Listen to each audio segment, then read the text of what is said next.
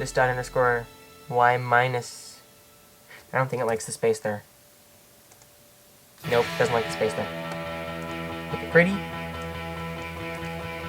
And let's test this now. Haha! We now have a moving character. How's that? Oh. Ah, right. I did something else cool with this. Let's see. I made a rollover statement. And I forgot to tell you guys about this last time, but rollover is pretty neat. It means when the mouse moves over something, I'll show you again.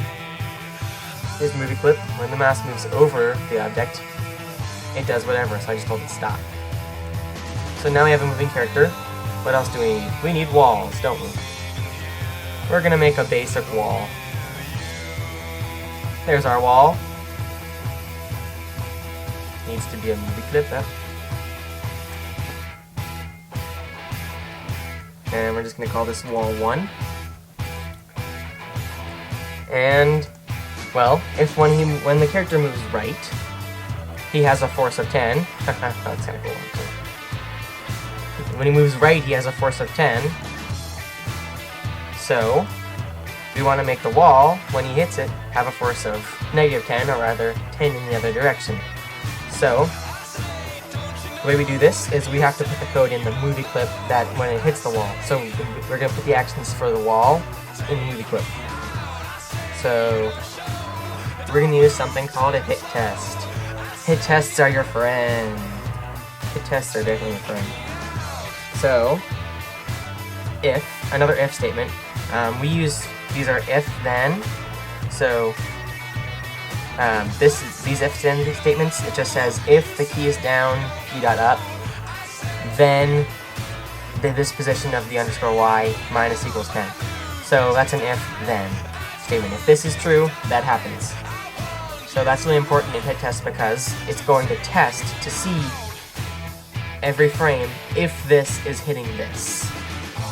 Actually, for this we need to give this an instance name, so we're going to give an instance name of wall 1 as well as wall 1.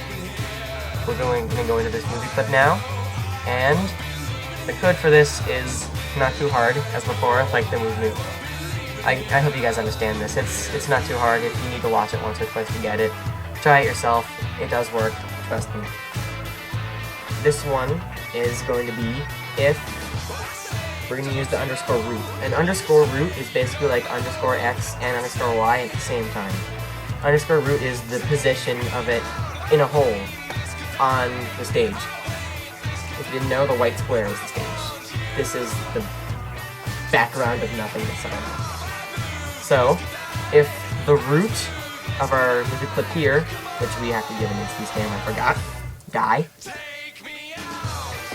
Now, if the root, so the position of this guy on the field, on the stage, dot guy, dot hit test.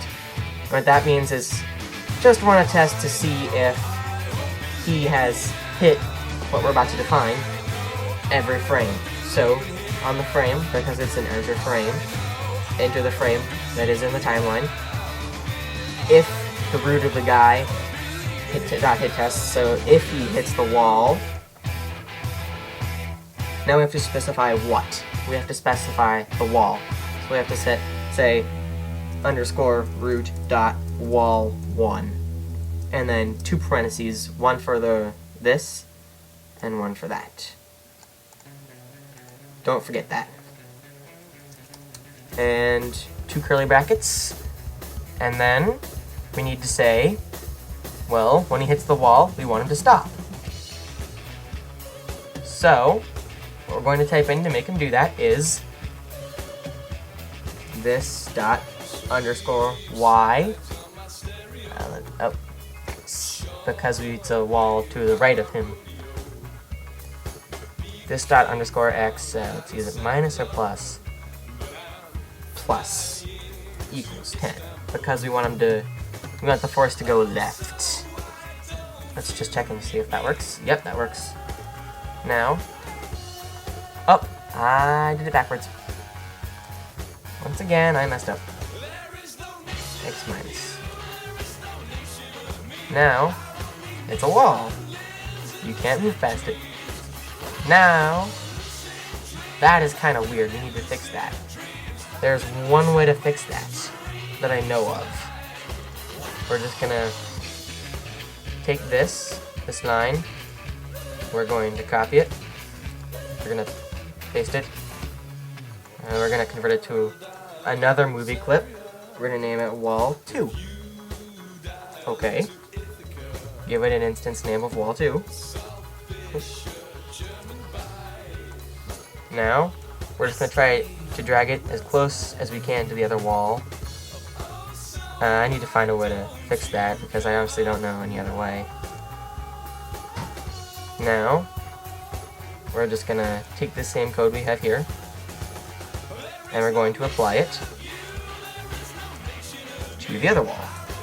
So we're gonna just paste that there. Underscore root.guide is hit test underscore root.wall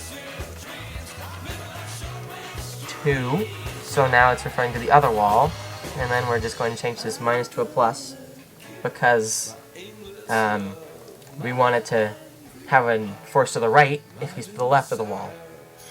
Let's just check and make sure I haven't screwed anything up. Make it nice and pretty. And we'll test this. And oh, we have a mistake somewhere in our code. If you move right through the wall, you're to the right of it. Alright, let's see if we can fix this up. Test. I think I know why. Just gonna take you. I'm gonna make you a new layer. That.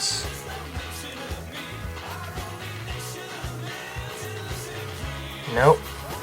Alright. Let's see. We have to find out what I did. I did something weird.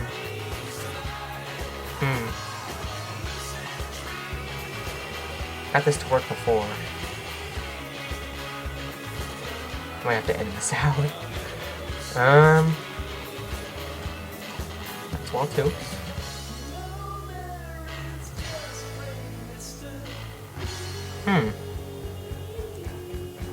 Ah, I know what I did wrong. I think. Let's see if I can.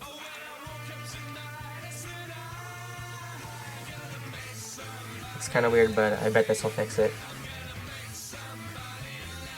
Yep, there we go. The problem was that they were in the exact same place. So, as it would go here, it would stop. But when you went here, there'd be a force left and right on it. So, basically, before the wall on the right could stop it, the two walls were negating each other's forces. So, if you want to get away with this, so it looks like one wall, you could just take the walls, and you could go to properties inside here, and instead of making the thickness 15, you can make it 7.5, and then make them right next to each other, and it would look like one line. But, now that we have two walls and a character, hey, that's good. I guess that's good for one day, right? I mean, look at all that code. It looks like we worked really hard on this, doesn't it? One more thing. If you have vertical walls... Wow, that was a crappy wall. If you have vertical walls, not a pencil... Whatever. Screw it. If you have a vertical wall, you need to use Y. And also remember that the planes are flipped. So, I think that's it for today. Alright, see ya.